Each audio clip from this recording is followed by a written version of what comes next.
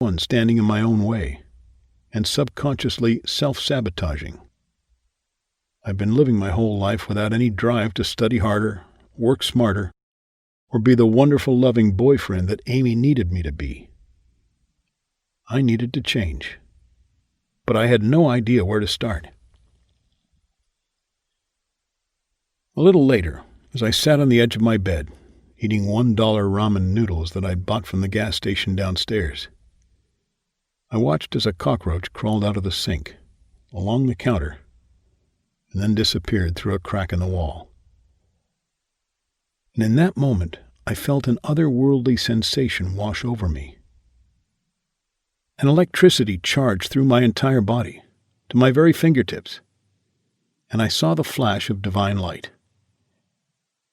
The cockroach was a sign that I'd hit rock bottom. And from here, since things couldn't get any worse, they could only get better.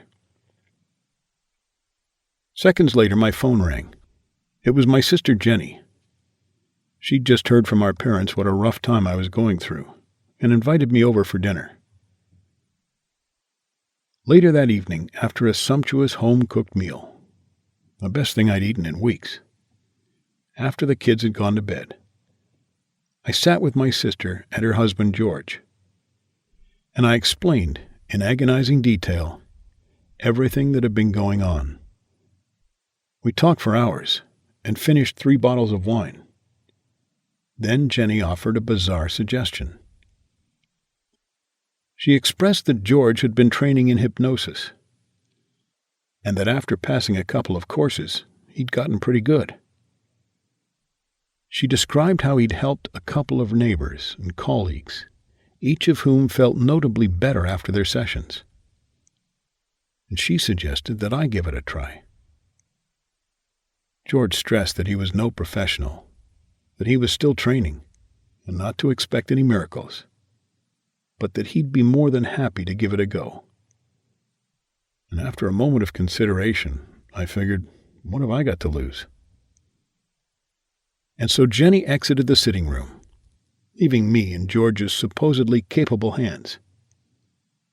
Following which, I apprehensively laid down on the couch, as George stepped aside to briefly review his notes. And then we were ready to get started. I wasn't sure what to expect, but I felt peaceful. George's words were calm and soothing. I surrendered to them and allowed myself to relax.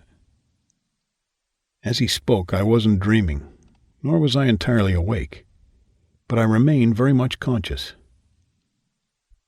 Right away, I could feel some sort of shift taking place inside of me. Then, in what felt like no time at all, George roused me from my trance-like state, and I was back in the room. At first, I didn't feel too different, and for a moment, I wondered if it had all been just a silly waste of time. But as soon as the next day, I noticed positive changes in my life. I hopped out of bed with more energy than usual, and my outlook for the day was far brighter. The overwhelming sense of sadness that I'd been feeling about losing Amy and my job was almost gone, and I was eager to get out and make the most of my day. I paced down to the gas station to grab something quick and easy for breakfast, and I had a sudden urge to purchase a scratch card at the counter. When outside, after taking a sip of my coffee and a few bites of my bagel, I took a quarter to the scratch card. 1 gold bell, and another, and another. 3 gold bells? I'd won $500. I couldn't believe it. The impulse purchase of a $1 scratch card had made me $500. I was over the moon. I didn't think that my day could get any better, and it wasn't even 9 a.m. Then I jumped on the bus and took a seat at the back. Next to me was today's newspaper, open on the jobs section, and one vacancy instantly caught my eye. In fact, it damn near jumped out of the page at me. It was a similar role to my previous job, only with better pay and much more flexibility, and they were looking to hire ASAP. So I pulled my cell from my pocket and called right then and there on the bus. A friendly receptionist answered and said that I was the only respondent so far, and asked me if I'd be free to interview the following week. My day went on in that same manner, smiling faces and open doors. I even found a $50 bill on the sidewalk. Later that evening, when I returned to my hotel room, still buzzing from the incredible day I'd just had, a thought crossed my mind. Could this have been because of the hypnosis? Could something so quick and so easy, something I barely noticed, really have had such a profound effect on my day and on my state of mind? I pondered that thought for some time, and remembered what Jenny had said about all the ways in which George had helped other people with hypnosis. Many of them had described experiences not all too dissimilar to what I was experiencing.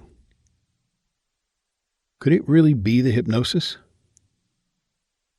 I opened up my laptop and began to do some research.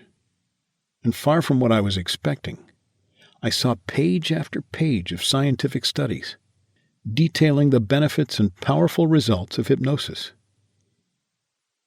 Then I thought, if I was experiencing noticeable positive changes in my life after no more than a quick session with my brother-in-law, whom, by his own admission, is an amateur, I wondered, what would happen if I had regular sessions with an experienced professional?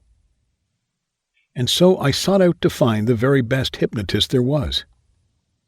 At first, I stumbled upon the expected scammers, self-proclaimed experts with no qualifications, charging the earth for their services. But I wasn't dissuaded.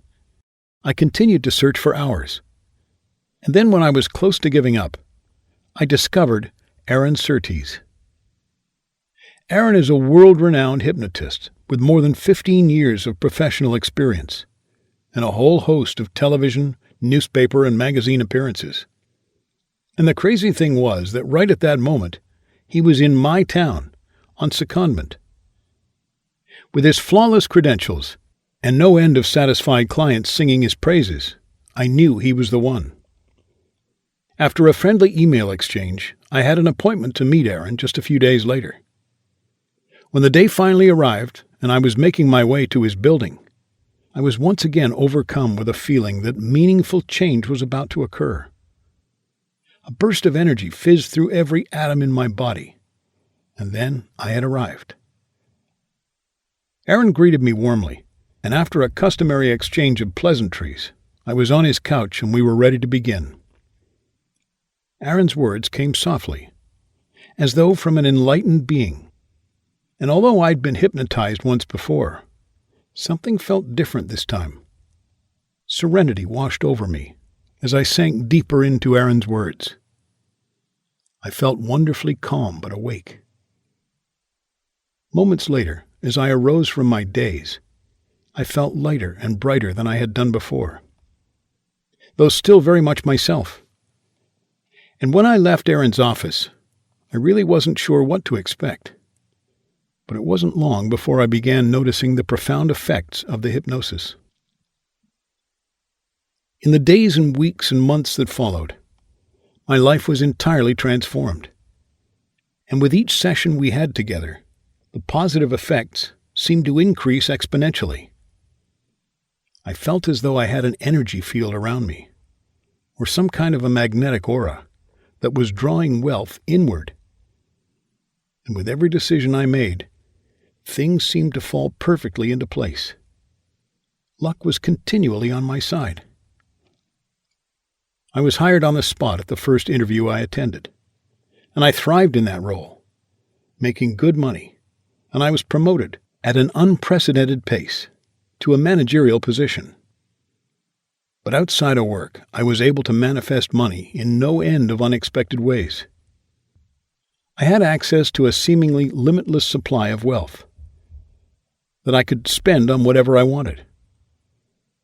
Money to move into a nice apartment, buy the latest iPhone, and upgrade my trash heap of a car to a shiny new McLaren. Money